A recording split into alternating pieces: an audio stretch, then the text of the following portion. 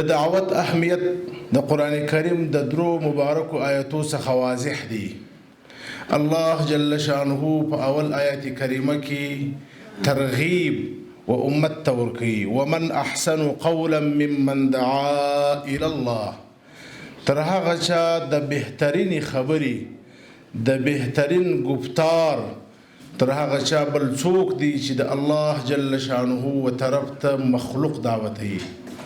هغه څوک چې د خالق جل شانه او د مخلوق په منځ کې د پل حیثیت لري، مخلوق د خالق سره یو ځای کوي، تر دې بهترین څوک نسته په اعتبار د گفتار. په دوام آیت کریمه کې رب جل شانه و امت ته دا امر کوي چې په خپل منځ کې باید داسې یو جماعت ولري چې هغه جماعت د دعوت کار کوي. باید درمیان شما اتر یک جماعت باشه که اونها کار دعوت کنه. ولتکم منکم امه، باید درمیان شما اتر یک جماعت باشه که اونها به مردم دعوت الى الخیر میده. اینمی دوام است. ولی در قدم سویم الله تعالی امر کرد که اینمی زما وظیفه تمام امت است. کنتم خیر امه اخرجت للناس، تمام امت کی است، اینمی ملتزم است، اینمی باید اینمی وظیفه خود جور کنه. تأمرون بالمعروف و تنهون عن المنکر و تؤمنون بالله. به اینمی سبب نبی اکرم صلی الله علیه و سلم را به صفت داعیات کرد و داعیا الی الله باذنه. یا قومنا اجیبوا داعی الله. هر نبی که در دنیا آمده صفت و نبی داعی بود، داعی الی الله. و الله جل شانه بنی اسرائیل را مسخ کرد، بنی اسرائیل را مسخ کرد. شکلی انسانی از اونها گرفت، شکل اونها را تغییر کرد. ولی الله جل شانه برای تغییر شکل اونها کدام سبب بیان کرد؟ در فهرست گناه ها اگر شما مطالعه کنی الله جل شانه اینمی گناه را ذکر کرد. کانوا لا یتناهون عن منکر فعلوه لبئس ما کانوا یفعلون. په بنی اسرائیل کې تر ټولو لوی بیماری دا وه چې یو بل یې د ګناه سره منع کول. لکه زموږ او ستاسې په وطنو کې یو مزاج دی، خلک وایي چې نه کار په هغه دي څه کار، چې د چا د بل چا د کار سره کار مه لره. دا ذهنیت او دا مزاج اسلام نه لري. اسلام د مسلمان غواړي چې مسلمان به د هر چا په کار باندې کار وي، د هر چا په کار کې بستا کار وي، د خیر به تائید کوي، د شر به تردید کوي. ولی انداز او طریقه د بدله ده. دوهمه خبره د دعوت لپاره چې کوم شرایط پکار دي. زه په مختصره توګه باندې د قران کریم د درو آیاتو او د یو حدیث شریف څخه دا شرایط ستاسو سره شریکوم. الله جل شانه دې ماته او موږ تاسو ټولو ته د عمل کولو توفیق نصیب کړي.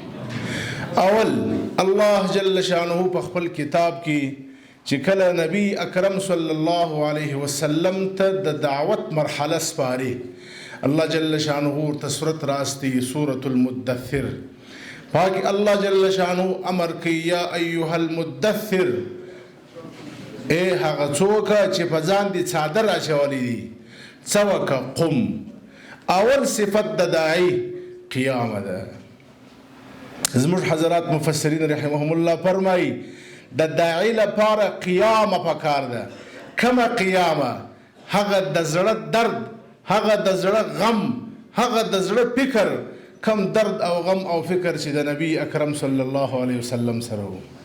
د شمائل ترمذی روایت دی کان یسمع لصدره عزیز کعزیز المرجل. نبی اکرم صلی الله علیه وسلم به د شپې داسې ژړا کوله، د سینې مبارکې څخه به داسې آواز راتلی لکه هغه میچن چې خلک ګرځي غنم په میده کوي څنګه آواز کوي، داسې آواز به د ژړا راوتی. دا د څه دپاره و؟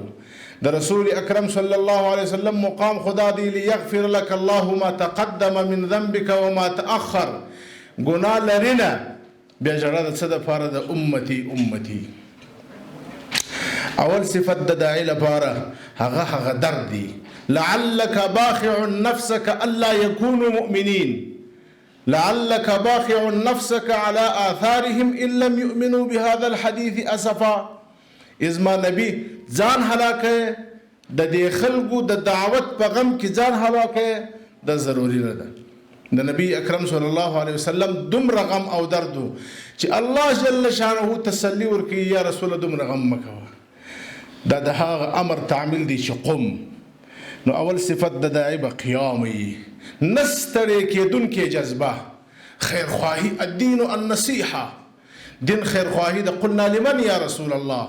قال لله ولکتابه ولرسوله ولأئمة المسلمین وعامتهم.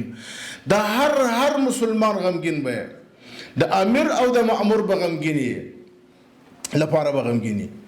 دوهم صفت الله پاک ورته فرمایي فانذر الناس عني عن عذابي. دوهم صفت د داعي دا دی چې الله جل شانه عظمت به بیانوي، الله لوی به بیانوي. الله جل شانه قرآن شریف کې بل ځای فرمایي ادعو الى سبیل ربک، ادعو الى سبیل ربک. رب مهم دی. د داعي د دعوت اوله موضوع به رب جل جلاله. الله جل شانه عظمت بیان کا، د الله جل شانه لوی بیان کا. چې کله د الله جل شانه عظمت او لوی د خلکو په زړه کې راغله، بیا تر هغه وروسته خلک څه کوي؟ صحابي په اوښ باندې شراب را بر کړي دي، د یمن څخه قافله راغله، یو غلام خادم ورته وایي خبر نه ولنه ول د شرابو په باره کې حکم رالی چې حرام. اوښان په ولاړه باندې ولاړ دي، په ولاړه باندې پر اوښانو باندې هغه منګي ماتوي. وای حضرت یوارې اوښ کښېنه او بیا شراب راکښته که بیا یې توی که. ول د الله جل شانه په حکم کې تاخیر راځي. زه دومره هم نه کوم چې اوښ کښېنوم بیا شراب توی کم، په ولاړې جنتي یم. چې د الله جل شانه عظمت رالی، بیا د دین تعمیل او عمل اسانه دی. چې د الله جل شانه عظمت نه وي، کیمره به ورته ولګوي، په کیمره باندې به کنټرول کې، په استخباراتو به کنټرول کې، په هر څه به کنټرول کې. خو لکه مخکې شیخ صاحب وویل چې فاین الله، دا نظریه او عقیده په زړه کې نه لري چې الله ما ویني، بیا هغه نسي په هغه معاشره کې جرائم نه کنټرولېږي. نو الله جل شانه خپل نبی صلی الله علیه وسلم ته فرمایي فانذر الناس، خلق زما سره وویروه. دریم وربک فکبر، د الله جل شانه عظمت او لوی د محبت په انداز باندې بیان کړ. الله جل شانه محبت د خلکو په زړه کې واچو. دا څومره لوی رب دی. د قرآن شریف یو مکمل حصہ د الله جل شانه اعلی ذکر کی، تذکر باعلی الله. الله نعمتونه، الله و اسمان مې درته پیدا کړی دي، ځمکه پیدا کړې ده، غرونه پیدا کړی دي.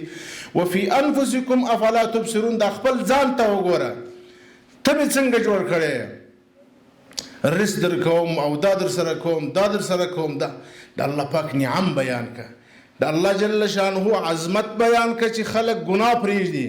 د الله جل شانه عظمت بیان کا، محبت و نعم بیان کا چې خلک د الله جل شانه دین ته لیواله سدرې. وثيابك فطهر، د داعي څلورم صفت دا دی الله وایي جامې پاکي وساته.